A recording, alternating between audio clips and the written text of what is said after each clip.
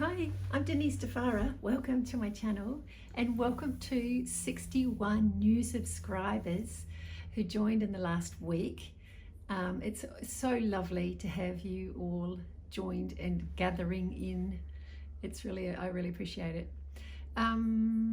This week is another art journal page. It's a watercolor still life floral. And I'm finding instead of doing pen first and wash later, I'm liking the results of doing wash first, pen later. So that's what I'm doing in this one, similar to last week, but different colors, different end result. So yeah, really a very forgiving technique. So you just need a bit of watery paint, or you could use ink, or even a bit of watery acrylic, really. On your page, and a fine line black pen, art line. I really enjoy just the fine black pen. I've gathered these little things with me now at the moment.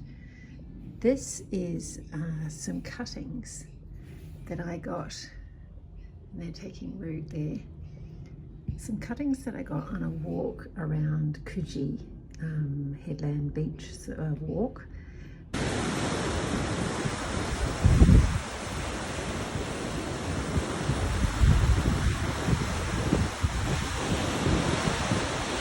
And because this plant here grows in New Zealand, where I'm from, and it was called tarpita. And I remember the shiny shaped leaves, and they also grow in my daughter's place in Melbourne, but I have not seen them growing where I was in Queensland, further north. So there's just a familiarity when I see this plant. Also this hydrangea.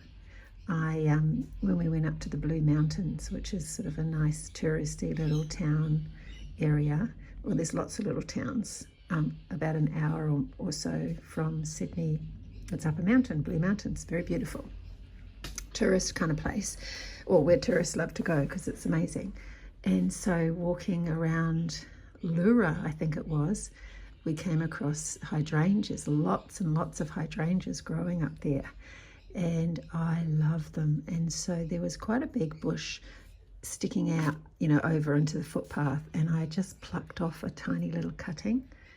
And so you can see, it was only, if it was just that big, and that would have been, I think, over a year ago. And so finally, this is my first blooming hydrangea from the cutting that I grew. And so I've been looking after this, and it seems quite happy, so it's just so wonderful. So I thought, all right, let me gather these sentimental plants. And this statue was on Mum's windowsill in her house in New Zealand. And so after Mum died and Dad, I salvaged 2 Mary statues. This was one, and it's really a rough kind of a plaster one. I'm not sure where Mum would have got it, but it's not like really amazing detail. Really, it's quite sort of bumpy and kind of rough and ready, but it reminds me of my mum. So I've got these quite sentimental pieces, and then I've sort of gathered this one over here, which feels like almost a bit of an older me-ish because of the grey, the silver hair coming in, and my little dog Aura. So I had these up for sale, I had this one and this one up for sale. I've taken them off being available because they just seem so personally relating to me at the moment. So I've got this little display here with me, and I thought, why don't I try my loose technique that I enjoyed last time with the just getting the shapes down with watercolor and then doing a bit of a rough sketch. So I'll just see, I don't know how much of these art pieces, if they're going to be in it or not, or if I'm just going to focus on these. And I was wondering, how I've got this window at the back, which is nice, bringing the light in, but I'm wondering if I need to bring like just a big plain board in to put behind these so that I can just see the detail, the shapes more easily and not get kind of distracted by what's happening around them. That might help actually.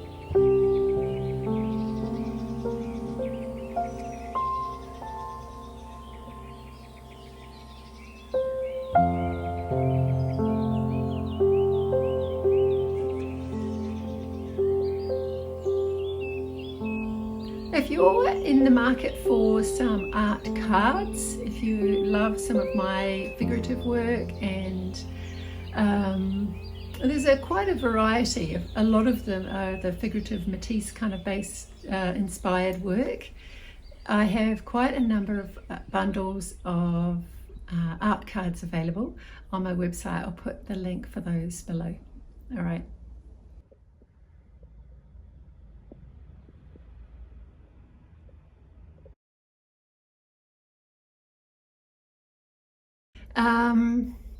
We are early December here in Australia, everywhere actually, all on the same planet, although it doesn't feel like it some days. And I wonder how you're going. I had a thought this week. I wonder how many people find this time of year difficult, like how many people that are following this channel, like, so we're in communication somewhat. And I wondered how many people find this time of year challenging, difficult. Does it bring up various sort of challenges that are unique to this holiday season, Christmas time, and maybe the expectations? Or for me, I think a lot of it happens with, you know, the inner young ones, inner children, inner you know, memories get triggered from my childhood and sparks up things of wanting to make it all kind of perfect for my kids. And it can really be surrounded by all kinds of trigger points, it seems. And I wonder if you experience that too. Because I thought, I wonder if people will take a break from YouTube watching over the holidays, or if they would enjoy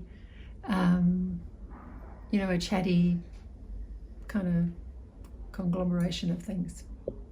The reason I ask is because I have been doing some therapy with a beautiful therapist doing IFS, internal family systems, and I find it so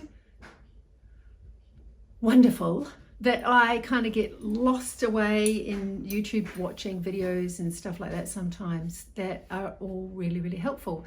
And I have this sort of personality that when I come across something that I think is amazing and really feels like life-changing, wonderful, I love sharing about it.